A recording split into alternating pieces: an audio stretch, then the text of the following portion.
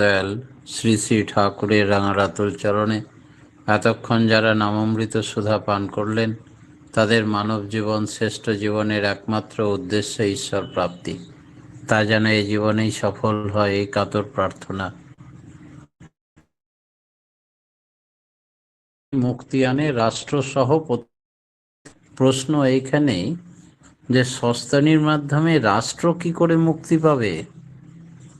রাষ্ট্র সহ প্রতিজন মুক্তি পাবে, ঠাকুর বলছেন।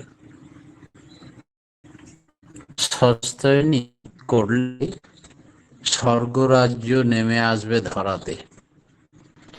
সস্তায়নী করলে মানুষের দারিদ্র ব্যাধি দূর হয়ে যাবে। সস্তায়নী করলে দেশের সম্পদ ইষ্টের সম্পদ হবে। তাই প্রত্যেকেই যদি ইষ্টতর সম্পত্তি করে, তবে একদিন সমগ্র রাষ্ট্রই ইষ্টের হয়ে যেতে পারে। ঠাকুর কথা শুনে হেসে বলেছিলেন, একেবারে ঠিক। সম্পত্তি আয়ের যে 4/5 ইষ্ট পাবেন, তার ব্যবহার কি হবে? ব্যবহার হবে দেশ ও জনগণের জন্য। এমনি হলে তোমরা সব কিছু করতে পারো। সবার বৃদ্ধির জন্য সেটা হলো একটা সাধারণ তহবিল। সস্তাধারীরা পরিচালনা করবে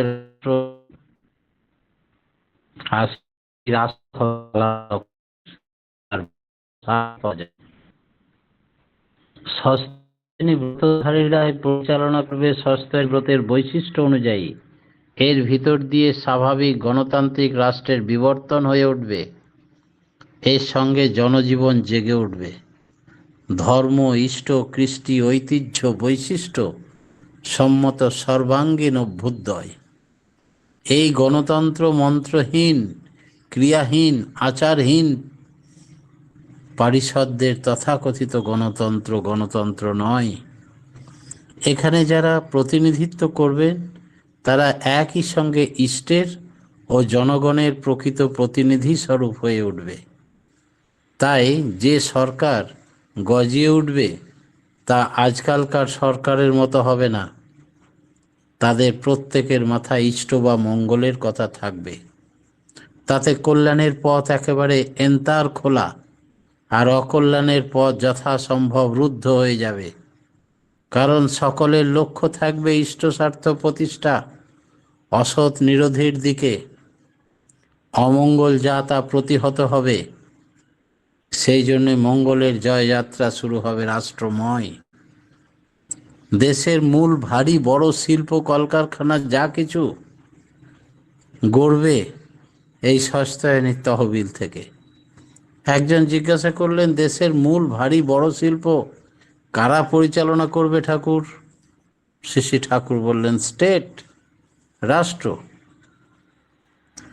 দিস ইজ দি সোশ্যালিজম। এটাই সমাজতন্ত্র। শ্রী ঠাকুর আরো বললেন, you may call it anything.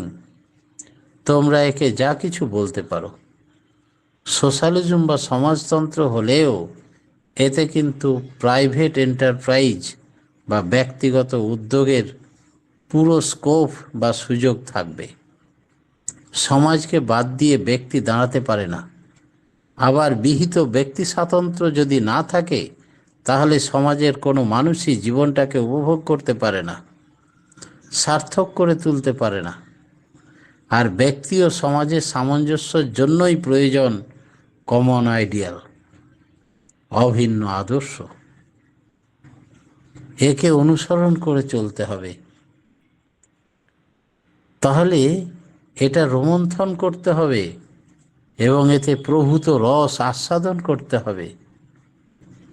সস্তায়নী ব্রতধারীদের সাহায্যেই দাঁড়িয়ে যাবে পৃথিবী, দেশ, দশ, বর্তমান ও ভবিষ্যৎ। একজন জিজ্ঞেস করেছিলেন, একটা লোক যদি বুদ্ধিমান এবং দক্ষ হয় অথচ কোনো পুঁজি না থাকে, সে তো কোনো উন্নতিমূলক কাজ করতে পারবে না। শ্রী ঠাকুর বললেন, অপরচুনিটি বা সুযোগ সে পাবে। সেও যদি সস্তায়নী করে এবং উদ্বৃত্ত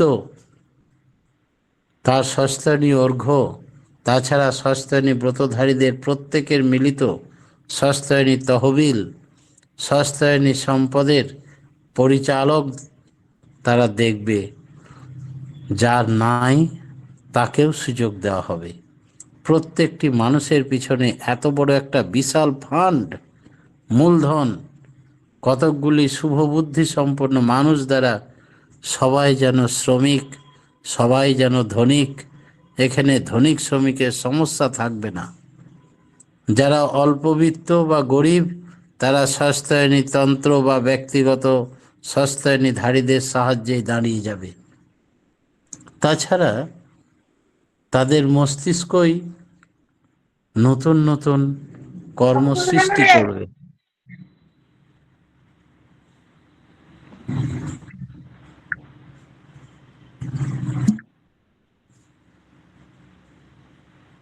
সস্তায়নী বেকার সমস্যার সমাধান করবে।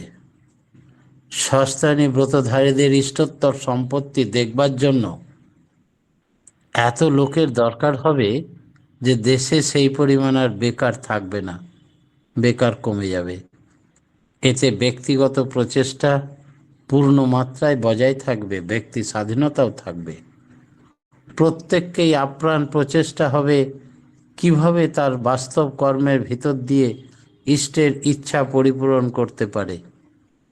যেখানে অনেকের মিলিত প্রচেষ্টায় সস্তায়নী উদ্বৃত্ত একত্রে করে কোনো বিরাট সংস্থা গড়ে উঠবে, সেখানে প্রত্যেকের তীক্ষ্ণ দৃষ্টি থাকবে যাতে এই সংস্থা হাই প্রিন্সিপাল, উচ্চ নীতি আদর্শ থেকে বিচ্যুত না হয়। মনে রাখতে হবে যেন সস্তায়নীর 5টা নীতি যারা পালন করে চলবে তাদের স্বপরিবেশ উন্নতির পথে চলতে বাধ্য হয়। সস্তায়নী ভিত্তিক রাষ্ট্রের আইন কানুন পরিবর্তন হতে হবে। সস্তায়নী ভিত্তিক রাষ্ট্রের সংস্থা বিভিন্ন আইন কানুন তো থাকবেই, তাদের সাহায্য সহযোগিতা সাপোর্টের জন্য। শ্রী ঠাকুর বলছেন, এবং তোমরাই তা করবে। ভারতীয় রাষ্ট্র এমনকি বিশ্ব রাষ্ট্র হয়ে যেতে পারে। তোমাদের এই মডেল, এর বেসিস ভিত্তি দেখে পৃথিবীর সমস্ত রাষ্ট্র শিখবে। সেই রাষ্ট্র দাঁড়াবে সস্তায়নী ব্রতধারীদের উপর। স্টেট বা রাষ্ট্র যা হবে তার উপর দাঁড়াবে সস্তায়নী ব্রতধারীরা। একজন হিসাব বিশেষজ্ঞ সস্তায়নী সম্বন্ধে বলছিলেন, ওয়ান্ডারফুল, বিস্ময়কর জিনিস এই সস্তায়নী ব্রত। রাষ্ট্রের সম্পদ, দেশের সম্পদ, দশের সম্পদ, বিশ্বের সম্পদ। আমরা সস্তায়নী করছি কিন্তু তেমন তা উন্নতি হচ্ছে না কেন?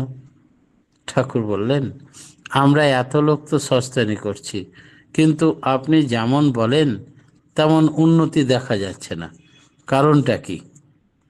ঠাকুর বললেন, কড়ায় ত্রুটি রয়েছে। ত্রুটি যদি না থাকে তাহলে হবে। সস্তায়নী করা মানে সস্তায়নীর সবকটা নীতি পালন করা। তা করলে তার ফল হাতে হাতে পাওয়া যায়, তার মনের ভূমি বদলে যায়। অবস্থা তার যেমনই হোক তাকেই সে শুভে নিয়ন্ত্রিত করে তোলে। মানুষের সব কিছুর মূলে আছে তার চরিত্র, অভ্যাস, ব্যবহার, ইচ্ছা এবং আকুলতা। সস্তায়নী ব্রতে এই সবগুলির গায়ে হাত পড়ে যেন। এগুলি যদি বদলে যায় তার অবস্থা বদলাতে বাধ্য। ইষ্টভীতি ও সস্তায়নী বিধির অপলাপ হলে কি হবে? শ্রী ঠাকুর বললেন, ইষ্টভীতি সস্তায়নী এমন জিনিস যে এর একটু ব্যতিক্রম বা অপলাপ হলেই বোঝা যায়। হরেন ভদ্র একবার সস্তায়নীর উদ্বৃত্ত অন্য কাজে খরচ করে দিয়েছিল। হঠাৎ তার হাঁটু ভেঙে গেল। টাকা যত পূরণ করতে লাগলো তত হাঁটুর অবস্থা ভালো হতে লাগলো। বাইরে থেকে বোঝা গেল না বিধাতার মার। বাস্তবে এতখানি ক্ষতির কারণ সৃষ্টি হয়। তাই বুঝে শুনে চলা ভালো। এর থেকে জীবনে কোনো মতে কিছুই যেন বিচ্যুত না হয়। সর্ববিধ উন্নতি নির্ভর করে এই সস্তানির উপরে। জাতির অর্থনীতির উন্নতির সস্তানির উপরেই নির্ভর করে। শেষে ঠাকুর বলছেন অর্থনীতির উন্নতি কেন? সর্ববিধ উন্নতির উপর নির্ভর করবে এই সস্তায়নীর উপরে। সস্তায়নী সব কিছু গজিয়ে তোলে, তাই সস্তায়নী যত বেশির মধ্যে চালিয়ে দেওয়া যায় ততই ভালো। সস্তায়নী ব্রতধারী মানে সে ঈশ্বরের মানুষ, ধর্মের মানুষ, কৃষ্টির মানুষ। বাস্তব আচরণে তার স্পর্শে অন্যেরা উৎসমুখী হয়ে ওঠে, জীবন বৃদ্ধিমুখী হয়ে ওঠে। তার সব করা বলা ভাষা এত মিষ্টি সুমধুর, যেন তোমায় দেখে বলবে লোকে তুমি আছে প্রাণবল্লভ। সস্তায়নী হোল্ডার প্রত্যেকটি মানুষকে দেব মানুষ মনে হবে, চুম্বকত্ব মানুষ মনে হবে। তার রাগ রোষ দুঃখ দুর্দশা অভাব অনটন কখনো তাকে স্পর্শ করবে না। এর মধ্যে দিয়ে এই সংহত ব্যক্তিত্ব উদ্ভব হয়, প্রজ্ঞা ফুটে ওঠে, যোগ্যতা বেড়ে যায়। কিছু লোক এমন হয়ে উঠলেই তারা দেশ ও দশের উপরে সমস্ত প্রবৃত্তি মুখর চলনকে শুধরে দিয়ে ঐশ্বরিক জীবন এবং স্বর্গরাজ্যকে নামিয়ে আনতে পারে এই ধরাতে। সস্তানির 5টা নীতি অপূর্ব। একজন বললেন আপনার দেওয়া সস্তানির 5টা নীতি অপূর্ব, কিন্তু ওইগুলি যে পালন করে তার বেঘরে পড়া মুশকিল। যে পালন করবে না, ঠাকুর বললেন সে বেঘরে পড়বে। সস্তায়নী ফুল টুল দিয়ে কবচ তৈরি হয়। শেষে ঠাকুর বললেন যারা খুব ভালোভাবে সস্তায়নী পালন করে নিখুঁতভাবে, তারা যদি সস্তায়নী ফুল টুল দিয়ে কবচ তৈরি করে দেয় তা নাকি খুব কার্যকরী বা ফলপ্রদ হয়, যে কোনো কাজে উপশম হয়। আপনারা জানেন ভগবান বুদ্ধ, আমি একবার গেছিলাম বুদ্ধ গয়াতে, সেখানে দেখি ভগবান বুদ্ধদেব যে বোধিবৃক্ষ নামে গাছের তলায় বসে সিদ্ধি লাভ করেছিলেন, সেই গাছটির পাতাগুলো বৌদ্ধ ভিক্ষুরা যত্ন সহকারে ঝাড়ু দিয়ে যত্ন করে তুলে রাখছে। আমি বললাম এই পাতাগুলো দিয়ে কি হবে? তাহলে দেশ দেশান্তরের মানুষ রোগ শোক দুঃখ দুর্দশা অভাব অনটনে পড়লে আমাদের কাছে চিঠি দিয়ে জানায় একটা কবজ করে দেওয়ার জন্য। এই গাছটার নিচে যেহেতু তিনি সিদ্ধি লাভ করেছিলেন, তাই গাছটাও সিদ্ধি লাভ করেছে ভাইব্রেশনে, একদম পজিটিভ ইম্পালস। তাই এই পাতাগুলোও ওই ভাইব্রেটেড পাতা। তাই এই পাতা, শুকনো পাতা আমরা তাবিজের মধ্যে পুড়ে দিয়ে পাঠিয়ে দিই, আর এই তাবিজ ধারণ করলে মানুষের রোগ শোক দুঃখ দুর্দশা দূর হয়ে যায়। সেই জন্য আমরা যত্ন করে তুলে রাখছি। এই যদি একটা প্রকৃতির গাছের পাতা যদি এত ভাইব্রেশনের ফল সুফল হয়, তাহলে যারা উষা নিশায় মন্ত্র সাধন করে, যথাসময় ইষ্ট নির্দেশ পালন করে, আর চলাফেরায় জপ লেগেই থাকে, তাদের সংস্পর্শে এলে মানুষ একটু সস্তায়নী জল পড়ে দিলে যে কোনো রোগের উপশম করে দেয়, যে কোনো বাঁঝা গাছে ফল দান করতে পারে, অসম্ভব সম্ভব করে দিতে পারে। সস্তায়নী বিধির কি ফল, কি সুফল! আমি বহুবার বলেছি, একটা গ্রামে দীক্ষা দিতে গিয়ে দেখেছি গাছটায় ফল ধরে না। জিজ্ঞেস করলাম, তো বললেন না গাছটা বাঁঝা। বললাম বিধাতার সৃষ্টি গাছ বাঁঝা হবে কেন? বলে হয়তো কোনো কারণে অভিশপ্ত। পরম পিতার কাছে প্রার্থনা জানালাম কাতরভাবে, তোমার অভিশাপ তুলে নাও প্রভু, তুমি তো বলেছ যে এবার আমি পূর্ব জন্মের কৃতকর্ম ফল অভিশাপ সব তুলে নিতে এসেছি, তা একে রক্ষা করো। বলে সস্তায়নী জল পড়ে 1 বালতি জল গাছের গোড়ায় ঢেলে দিয়ে কিছুক্ষণ গাছটাকে ধরে নাম করাতে সেই বছর থেকে প্রচুর ফল। তারা এসে যখন আমাকে বলল, বললাম বিধাতার দয়ায় অসম্ভব সম্ভব হয়, মানুষের কোনো কৃতিত্ব নেই।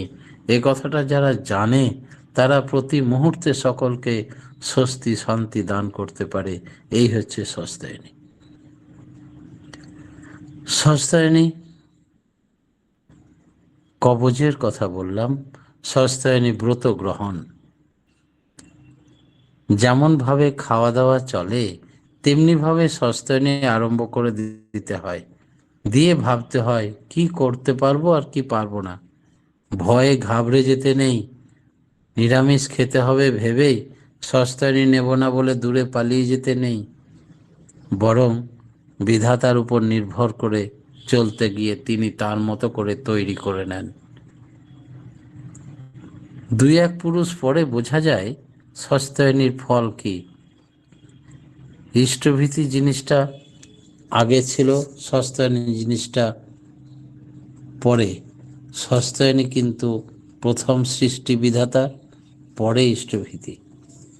কিন্তু বাস্তবে আমরা ইষ্টভীতিটা আগে করি, পরে সস্তায়নীর অর্ঘ্য তুলে রাখি। এইভাবে দু এক পুরুষ চলার পরে টের পাওয়া যায় নিয়মিত ইষ্টভীতি সস্তায়নীর কি সুফল। ইষ্টভীতি সস্তায়নীর অর্ঘ্য যদি চুরি হয়ে যায় সেক্ষেত্রে কি হবে? ইষ্টভীতি সস্তায়নীর অর্ঘ্য চুরি হয়ে গেলে ভিক্ষা করে করতে হয়। সেই সম্পর্কে ঠাকুর বললেন যে মনোযোগের অভাবের জন্য চুরি হয়েছে। মানুষের কাছে গিয়ে ভিক্ষা করে বলো, সেটার ক্ষেপণ প্রায়শ্চিত্ত করো। অনেকে হয়তো মুখ বেঁকাবে, অনেকে হয়তো কত প্রশ্ন করবে, এর ভিতর দিয়ে তুমি নিজের দোষ ত্রুটি সংশোধন করতে পারবে, সচেতন হয়ে উঠবে। নিজেকে চেষ্টা করো যেন আর এই ধরনের ভুল না হয়। ব্যবসায়ের উন্নতির জন্য শ্রী ঠাকুরকে বললে এক দাদা, ঠাকুর বলেছিলেন যে সস্তায়নী একটি প্রিন্সিপাল বা নীতি, এর মধ্যে যেখানে যেমন করুক উন্নত মানুষ হবেই। আর সস্তায়নীর 5টি নীতি অল্প বিস্তর যাদের চরিত্রগত হয়েছে তাদের আর উন্নতির জন্য ভাবনা করতে হবে না। তাই এই সস্তানির সঙ্গে বাঘের পিছনে যেমন ফেউ থাকে, তেমনি সস্তায়নীর সঙ্গে ফেউ হচ্ছে সদাচার। সদাচার মানে হাইজেনিক প্রিন্সিপাল, স্বাস্থ্যসম্মত বিধি, যা পালন করলে সত্তা সুস্থ থাকে। এই সদাচার ধর্ম পরিপালনের বিশেষ অনুষঙ্গ। তাই শাস্ত্রে বলা আছে, আপনি আচরি ধর্ম অপরে শেখাও। এই আচার, এটা পরম ধর্ম। শ্রী ঠাকুর বললেন, সদাচারে বাঁচে বাড়ে লক্ষ্মী বাঁধা তার ঘরে, সদাচারে রত নয় পদে পদে তার ভয়। সদাচার বলে কারে তা কিরে তুই বুঝিস, যে আচারে বাঁচে বাড়ে সদাচার তা জানিস। মানুষের বাঁচা বাড়ার সাথে তাই সদাচারের গভীর সম্পর্ক। সদাচার সুষ্ঠুভাবে মেলে চললে মানুষের বাঁচা বাড়া সুরক্ষিত হয়, আর তা না মানলে যে কোনো সময় আপদ বিপদে আক্রমণ করতে পারে তাকে। এই সদাচার 3 প্রকার: দৈহিক সদাচার, মানসিক সদাচার এবং আধ্যাত্মিক সদাচার। দৈহিক সদাচার কি? শরীর সুস্থ রাখার জন্য দৈহিক সদাচার অবশ্যই পালনীয়।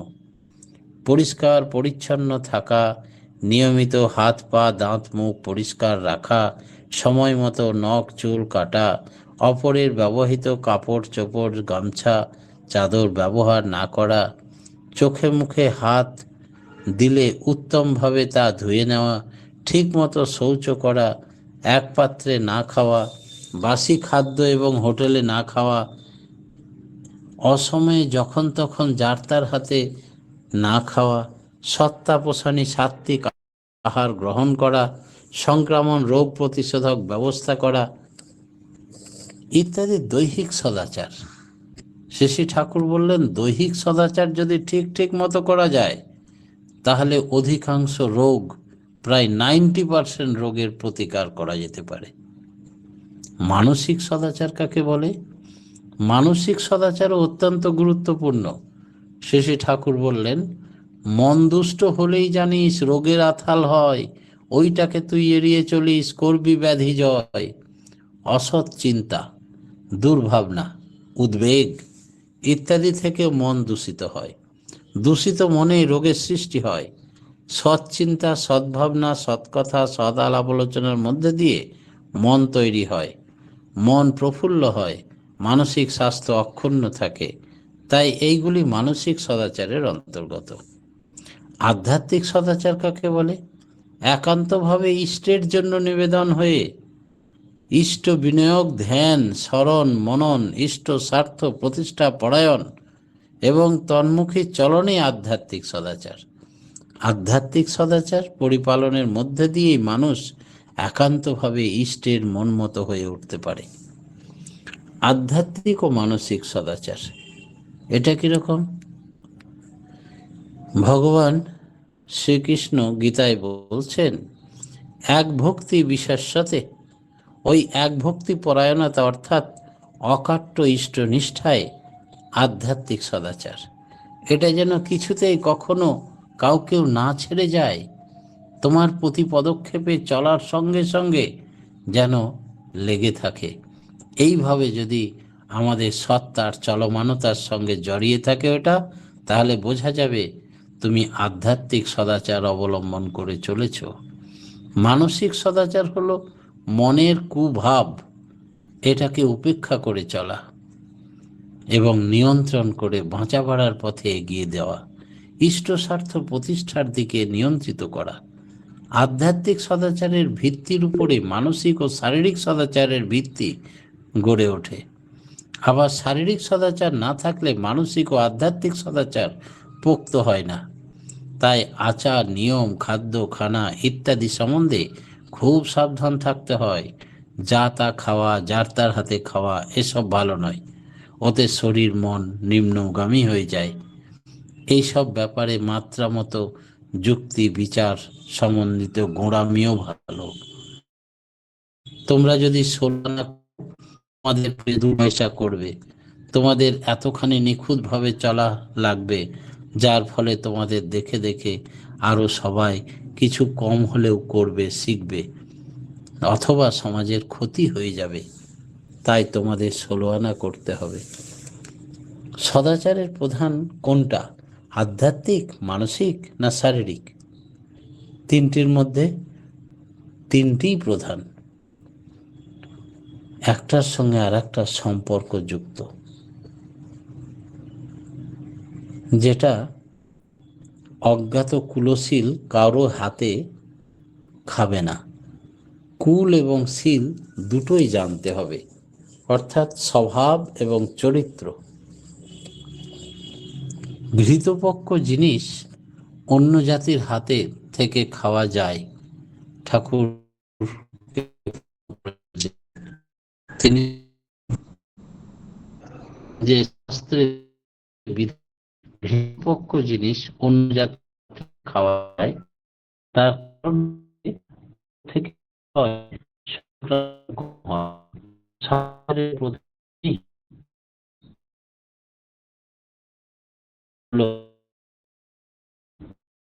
মানসিক দৃষ্টির দিকে চেয়ে প্রত্যেকের মানসিক অবস্থা অনুযায়ী তার থেকে একটা বিকিরণ বেরোয়। এই বিকিরণ আবার অন্যকে প্রভাবিত করে। এই জন্য শুধু খাওয়া কেন, সবাইকে সবসময় ছোঁয়াও ভালো নয়। বিশেষত মানুষ যখন সাধন ভোজন করে, ব্রত প্রায়শ্চিত্ত ইত্যাদি নিয়ে ব্যাপৃত থাকে, এগুলি কোনো কুসংস্কারের কথা নয়, সাদা চোখেই দেখা যায়। একজনের সংস্পর্শে এলে আর একজনের রোগ অর্থাৎ জ্বর ছেড়ে যায়। তার জ্বরটা তার শরীরে ইম্পার্ট করলো, কিছুক্ষণ পরে নাম ধ্যান চালাতে সেটাও ছেড়ে গেল।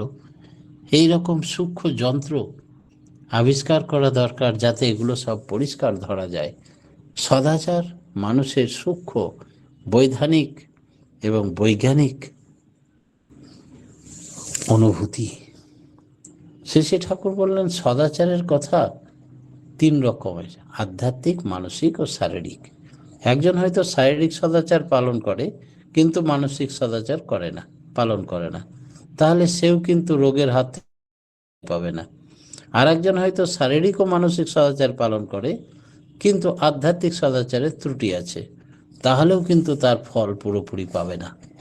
আধ্যাত্মিক সহায়তার বলতে বুঝি সক্রিয় গতিশীল একনিষ্ঠ ইষ্টানুরূপ চলন।